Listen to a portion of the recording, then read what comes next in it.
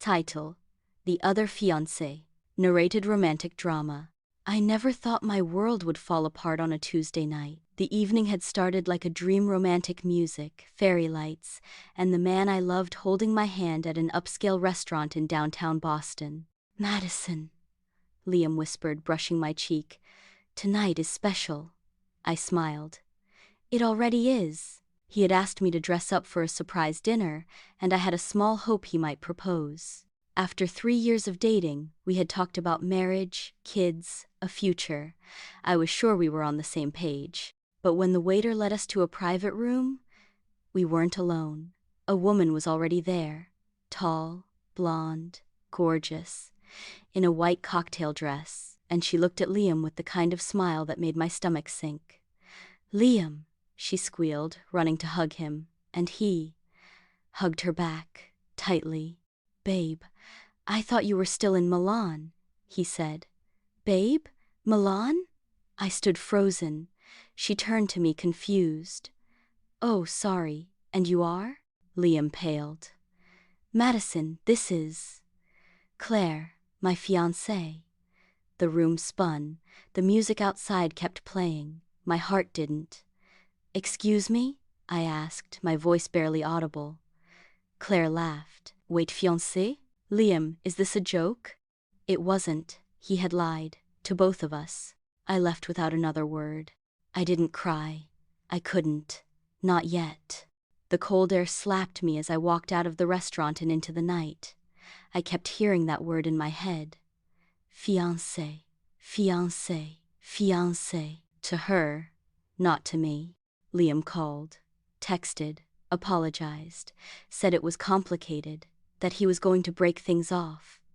He had wanted to tell me after dinner. How thoughtful. I blocked his number. I deleted our photos. But I couldn't delete the ache in my chest. A week later, I moved out of the apartment we shared. I crashed on my friend Harper's couch. "You need revenge," she said, handing me wine, or at least a hot rebound. I wasn't ready for either, but I needed a job, a distraction. So when a listing came up for an event coordinator at the Ivy House, an elegant estate that hosted weddings and galas, I applied. The irony didn't escape me. Planning other people's happy endings while mine had been shattered? Classic. My first day was chaos. I spilled coffee on my white blouse, got lost in the garden, and dropped a folder full of contracts in front of the owner's son, Daniel.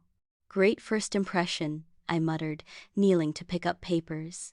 He crouched beside me. "You're doing fine. Everyone's first day is a disaster." I looked up, brown eyes, warm smile, the kind of face that made you feel like maybe things would be okay. Daniel wasn't like Liam. He didn't sweet talk or show off. He listened. He paid attention. He remembered my coffee order and asked about my favorite books. And somehow, he made me laugh again. Over the next few weeks, Daniel and I worked closely on a winter wedding event. We stayed late decorating ballrooms, tasted too many cakes, argued over floral arrangements. And somewhere between choosing linens and fixing playlists, something shifted.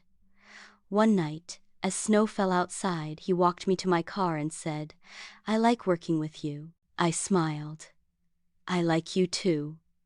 He hesitated, then leaned in.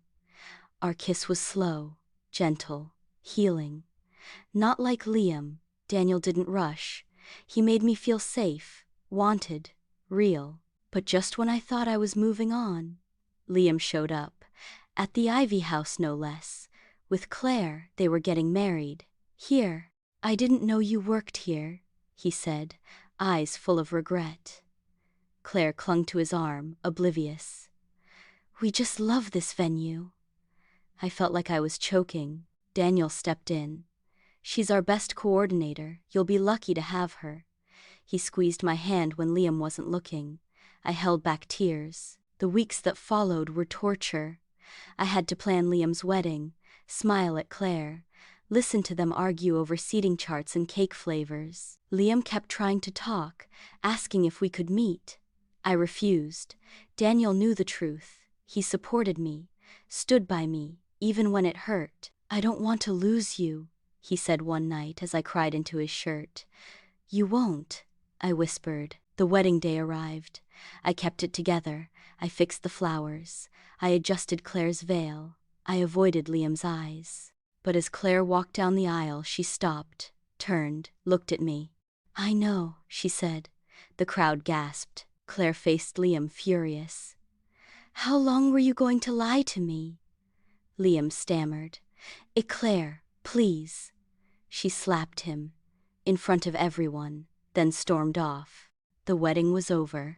After the guests left and the decorations were torn down, I sat alone in the garden. Daniel joined me, holding hot cocoa.